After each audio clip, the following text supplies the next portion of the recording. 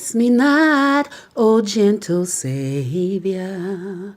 Hear my humble cry, while on others thou art calling. Do not pass me by. The songwriter in Psalms 121 and 1 says, I will lift up my eyes unto the hill from whence cometh my help. Trust in the Lord. Your help comes from him. Your strength comes from him. Trust in him to bring you through whatever you're dealing with, whatever you're going through. God is there for you.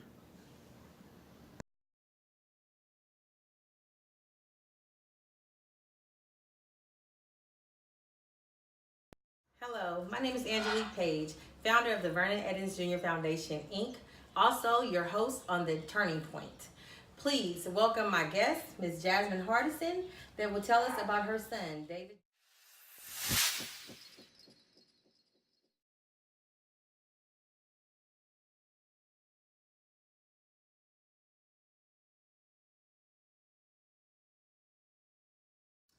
Hi, I'm Jasmine Hardison, founder and executive director of King David Respect for Life, Inc. It's a nonprofit organization that was founded after my son David McDaniel was killed July 24th, 2016, 2 weeks after his 21st birthday. Um, what we're trying to do is raise awareness on the intergenerational trauma that the children are suffering from losing their friends and losing loved ones and everything like that. um, I agree. and they never get no emotional support. They don't get the support. They may see like a grief counselor or something once or twice after it happens, and then that's over. So what we're trying to do is, just implement more trauma recovery services in the community here in Oakland, California.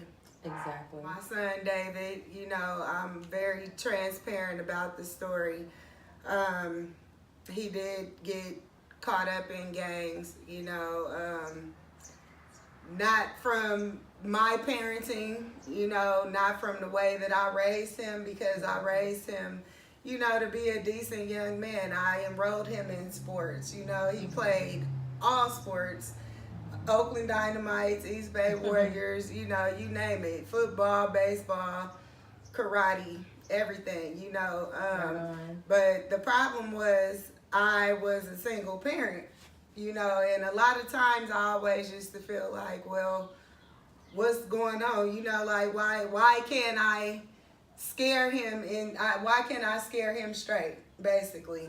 It's like I tell him all the stories that I've heard, things that I've seen, and none of that had a huge enough impact on him to where he didn't want to be involved in gangs. And growing up in Oakland, it's like that's what's popular. That's what the kids get into because, for one, the lack of fathers, for two, parents having to work hours and hours because the rent and everything is so high. People don't get a chance to spend quality time with the family anymore. Describe to me what type of child was David? A very rambunctious child, very, difficult in his own little way. It was, a difficult birth. And I've had those. Just raising him pretty much by myself. And Davy was also an only child? Yeah, that was my only child. Sorry, Jasmine. Yeah. Tell us more about Davy, please. Sweet little kid, very lovable, very charismatic, very outgoing, very outspoken. Just everything was over the top with him. You know what I'm saying? So he was that type of child.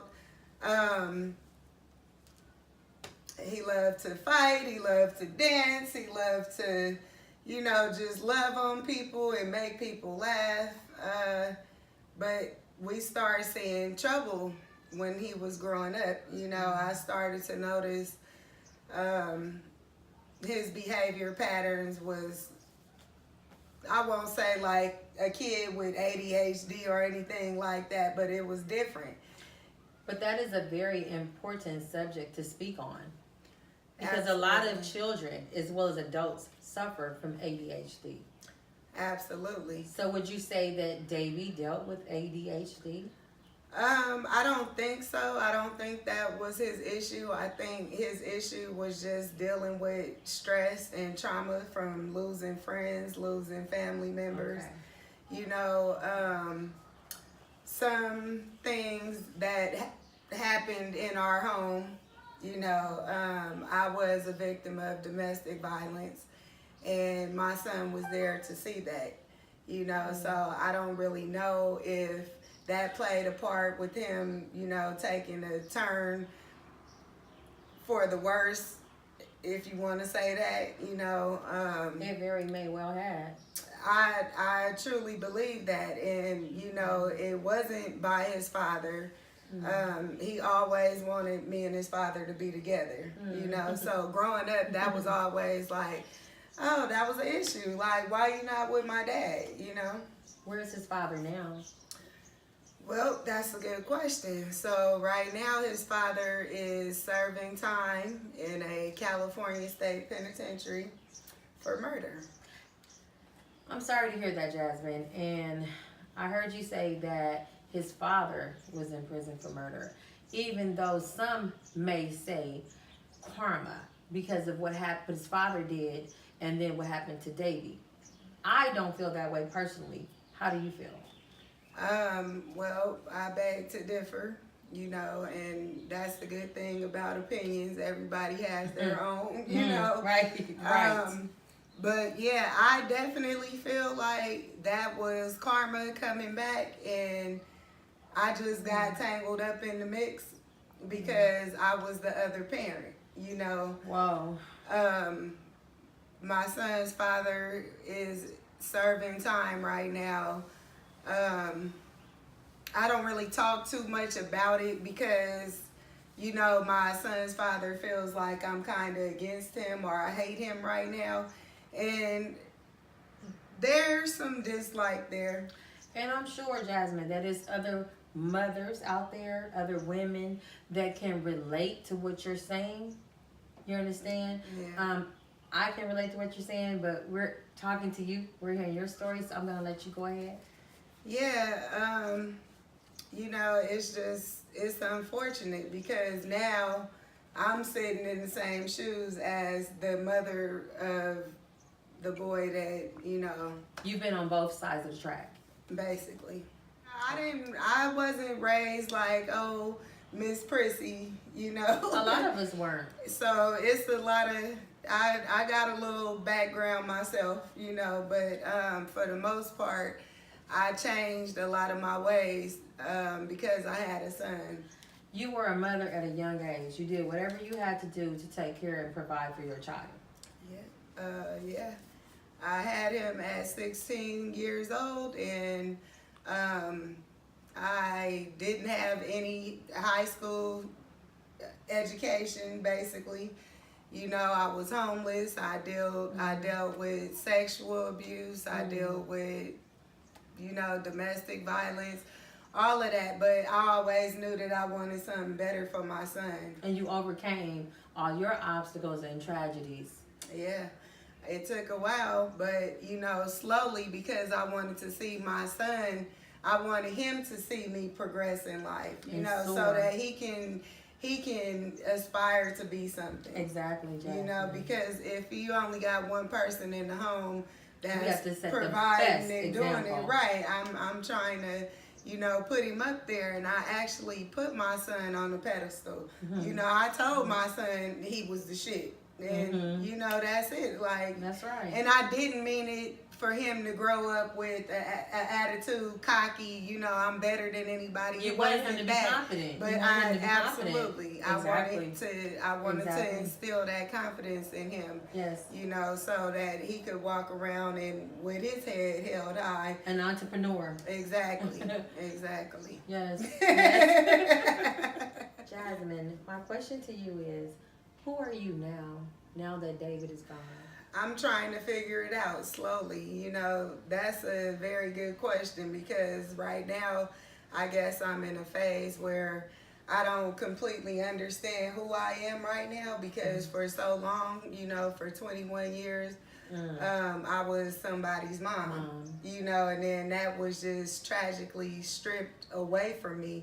And so now it's like I'm on a mission to find myself without losing my son, without losing that connection and bond with him, you know. Jasmine, I want to ask you, and I don't mean to be too personal, but this is something that I know that our audience needs to hear.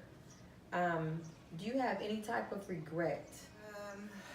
Yes, I have a lot of regret, resentment, guilt, anger, because my son's our relationship wasn't the best, you know, especially at the time that he passed away.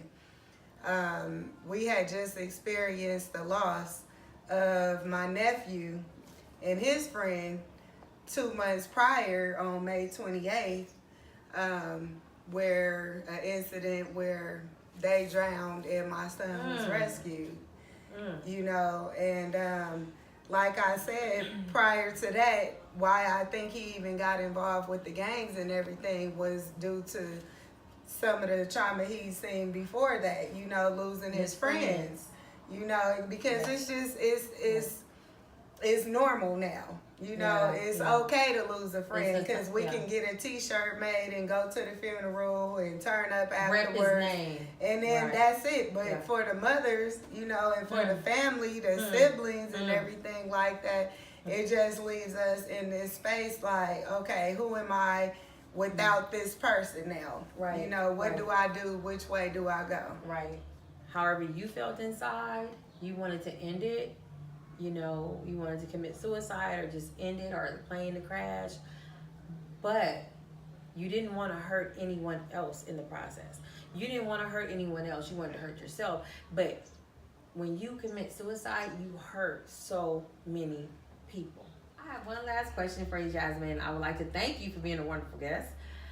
But before we go, can you tell me what is it that you're doing to help with your healing process after the loss of your son?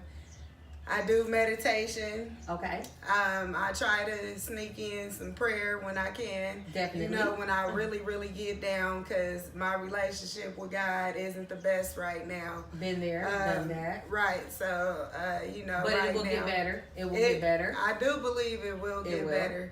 And it's understandable where you're at right now. Right. Okay. You know, so I just do, we have a Healing Souls hiking group that our organization does, and it's like once a week or, you know, twice a month, something like that. The weather's getting better now, so we're going to be doing that a little bit more often. Jasmine, what is the name of your organization? King David Respect for Life, Inc. And you can look us up on Facebook at KDRFLINC on Facebook, or you can visit our webpage at kingdavidrespectforlife.org. We do have we have a program coming up for youth ages 11 to 13. It's the King David Summer Kickback 2018. I like that. And yeah, we need some kids. The space is limited to 10 kids, but if you want to sign up, you can 10 RSVP. kids. Right. Okay. At Kickback 2018 at kingdavidrespectforlife.org.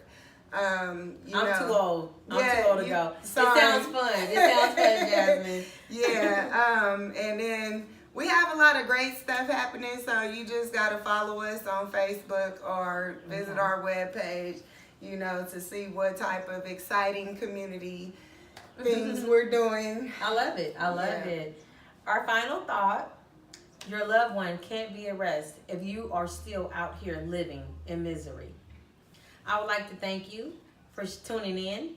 If you would like to share your story, please be my guest here on the Turning Point.